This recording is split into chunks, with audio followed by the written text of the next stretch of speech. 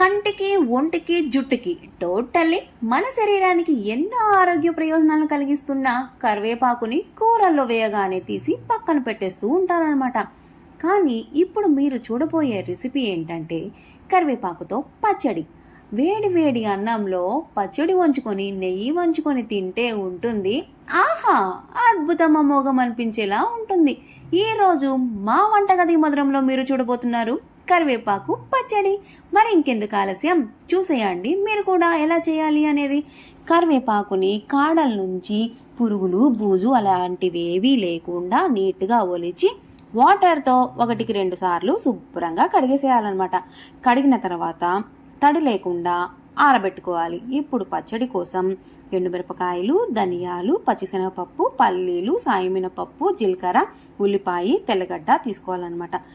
ఎండుమిరపకాయలకి తొడియాలు తీసేయాలి. అలాగే చిన్నుల్లిపాయకి పొట్టు తీసేసి పొయ్యి వెలిగించి బాండి పెట్టుకొని నూనె ఉంచుకొని అందులో ఎండుమిరపకాయలు, ధనియాలు, సాయమినపప్పు, పల్లీలు, పచ్చిశనగపప్పు, జీలకర్ర ఇవన్నీ వేసుకొని బాగా డ్రై రోస్ట్ చేసుకోవాలన్నమాట. ఫ్లేవర్ చాలా బాగుంటుంది. ఇప్పుడు ఇవన్నీ కూడా ఒక ప్లేట్లోకి తీసుకొని ఆరబెట్టుకుందాము. ఇవి ఆరేలోపు అదే బాండీలో కొంచెం నూనె ఉంచుకొని కరివేపాకుని బాగా వేగించుకోవాలన్నమాట. తడి ఆరిపోయిన తర్వాతనే వీటిని ఫ్రై చేసుకోవాలి.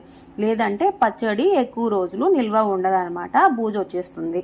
ఇవి బాగా చూస్తున్నారు కదా, వీడియోలో చూపించిన విధంగా మంచిగా ఫ్రై చేసుకున్న తర్వాత ముందుగా వేగించి పెట్టుకున్న ఎండుమిరపకాయలని అంతా కూడా పౌడర్ చేసుకోవాలి. ఆ పౌడర్ తీసిన తర్వాత ఆ మిక్సీ జార్లోకి వేగించుకున్న కరివేపాకుని ఉంచుకొని మీరు తినగలిగిన కారాన్ని బట్టి 2-3 స్పూన్ల కారం, ఉప్పు, చింతపండు, తెల్లగడ్డలు, అలాగే ఒక ఉల్లిపాయ కూడా వేసుకొని బాగా మిక్సీ పట్టుకోవాలి.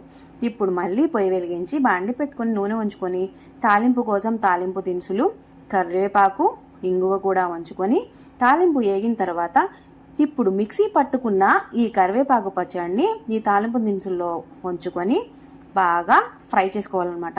పొయ్యి మీద గట్టిగా ఒక 10 నిమిషాల వరకు కూడా వేగించుకోవాలి. ఎందుకంటే పచ్చడి చాలా రోజులు నిల్వ ఉంటుంది, బాగుంటుంది కూడా, చాలా టేస్టీగా ఉంటుంది. ఫైనల్లీ మనకి కరివేపాకు పచ్చడి తయారైపోయింది.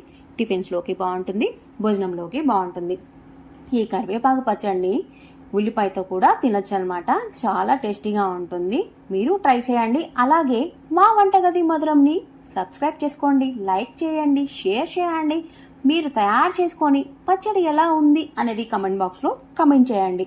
వేడి వేడి అన్నంలో లేదా సద్ది అన్నంలో అయినా సరే ఈ పచ్చడి వంచుకొని నెయ్యి వంచుకొని తింటే ఉంటుంది ఆహా, అద్భుతం అమోఘం అనిపించేలా ఉంటుందన్నమాట. డామ్ షూర్ ట్రై చేస్తారు కదా.